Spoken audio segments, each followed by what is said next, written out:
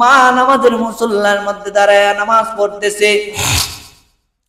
মা নামাজ পড়তেছে, নামাজ শেষে দুইটা তুইলা আল্লাহর কাছে দোয়া করেন, ওগো মালিক হায়াতের জিন্দেগির মধ্যে একটা সন্তান দিলেন, ওই সন্তানটাও আমার কাছ থেকে কেড়ে নিলেন। স্বামী দিলেন, স্বামীকেও কেড়ে নিলেন।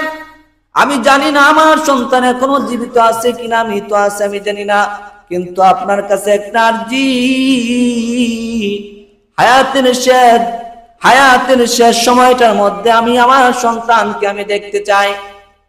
মা দোয়া করতেছেন আল্লাহর কাছে, আর সন্তান দরজার সামনে দাঁড়াইয়া মার কান্নামাকা দোয়া মুনাজাত শুনতেছে। মা বলতেছে, ওগো মালিক সন্তান আমার এত বছর কোনো খোঁজ নেই, আমার কোনো সমস্যা নাই, জিন্দেগির শেষ ভাগে হইলো আমি আমার সন্তানকে একবার হলো আমি দেখতে চাই। আমি আমার সন্তানকে একটু আদর করতে চাই। ও মালিক আমার স্বামী নিয়ে গেছেন, আমি তো একা হয়ে গেছি। এই শেষ বয়সের মধ্যে আমি যখন মারা যাব, আমি যখন চলে যাব, আমাকে কোনো একজন পুরুষের মাধ্যমে আমাকে জানাজা দেন না, আমাকে একজন পর পুরুষের কাছে যেন আমাকে কবরস্থানে না নামায়, আমাকে যে অন্য একজন পুরুষ যেন আমাকে আমার গায়ের মধ্যে না ধরে। ওগো মালিক আমার শেষ মুহূর্তে শেষ আরজি, আমার মৃত্যুর সময় যেন আমার সন্তান আমাকে কবরে শুইতে পারে। মার এই কান্না মাকা মুনাজাত যখন করতেছেন, আল্লাহর কাছে মুনাজাত করতেছেন, সন্তান মার কান্না মাকা মুনাজাত করা দেখে দরজার মধ্যে থেকে পাগলের মতো হইয়া দৌড়ে যায়, মাকে পিছনে যায় ধরায় ধরলেন। ওগো মা আপনার দোয়া আল্লাহ কবুল করছেন। ওগো মা আমি চলে আসছি, দেখেন এত বছর খোঁজ নাই, এত বছর মার খোঁজ নেয় না, বাবার খোঁজ নেয় না, শেষ মুহূর্তে শেষ অন্তিতে মার কাছে যখন সন্তান আসলে মা এমন ভাবে জড়াইয়া হাউ মাউ করে সন্তানের জন্য শিশু বাচ্চার মতো মা কান্না করতেছে, শিশু বাচ্চার মতো হাউ মাউ করে কান্না করতেছে।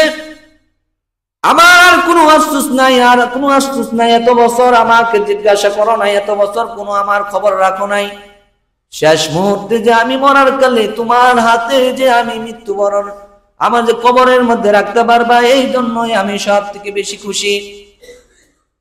মার ইচ্ছা সন্তানকে দেখবে, দুইটা চোখ নাই, দুইটা চোখ অন্ধ হয়ে গেছে, সন্তানকে দেখতে পারে না। আল্লাহ তাআলার কি কুদরত, আল্লাহর কাছে সিজদায় পড়ে গেলেন, ওগো আল্লাহ আমি আমার সন্তানকে একটু দেখতে চাই, আমি আমার সন্তানকে দেখতে চাই। আল্লাহর কুদরতি কদমের মধ্যে যখন মা সিজদায় অবনীত হয়ে গেলেন, মালিকের কুদরতি হাত দিয়া ওই মার দুইটা চোখ আবার আলো বাতাস ফিরে ফেললেন। ফিরে পাওয়ার পর সন্তানকে চুমা দেয়, গালের মধ্যে চুমা দেয়। দেখেন মা এমন একটা জিনিস, বাবা এমন একটা জিনিস, হাজার কষ্ট মাকে দিবেন কিন্তু মা সন্তানকে বলে না। মা সন্তানের প্রতি কোনো আফসোয়া নাই, সন্তানের প্রতি মার কোনো আনাই অভিযোগ নাই। এই জন্য মা এমন একটা জিনিস, বাবা এমন একটা জিনিস, মা চলে গেলে বাবা চলে গেলে বুঝবেন মা কেমন বাবা কেমন। মা থাকতে বাবা থাকতে মার কদর করতে হবে, মার খেদমত করতে হবে। এই জন্য মুফাসসিরে কেরাম বলেন নেক সন্তান হলো সদকায়ে জারিয়া। আপনি দুনিয়ার জমিনে একজন নেক সন্তান রেখে যাবেন, নেক সন্তানের দ্বারা আপনার কবরের মধ্যে নেক সদকায়ে জারিয়া কিয়ামত পর্যন্ত কবরের মধ্যে যাইতে থাকবে।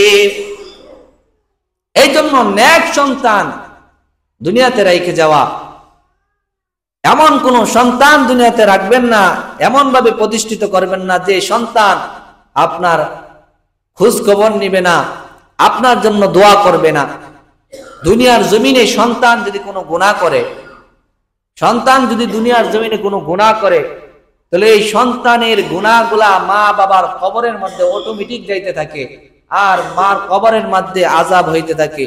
এই জন্য কমাস কম হায়াতের জিন্দেগিতে মাকে কদর করতে পারে নাই, মার খেদমত করতে পারেন নাই, মার খেদমত করতে পারেন নাই, কিন্তু আল্লাহর কাছে দোয়া করেন যে অন্তত গুনাহ কইরা মা এবং বাবার কবরের মধ্যে আযাব যেত না পারে,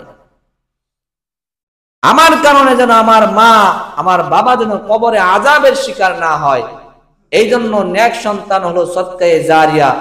দুনিয়াতে একজন নেক সন্তান রাখবেন, নেক সন্তান কোরআন পড়বে তো এই কোরআনের হিস্সাগুলা আপনার কবরের মধ্যে যাইতে থাকবে, যা আমল করবে সেই আমলগুলা কবরের মধ্যে যাইতে থাকবে, দুনিয়ার জমিনের সমস্ত ভালো কাজগুলা মা বাবার কবরের মধ্যে অটোমেটিক যাইতে থাকবে। এই জন্য হায়াত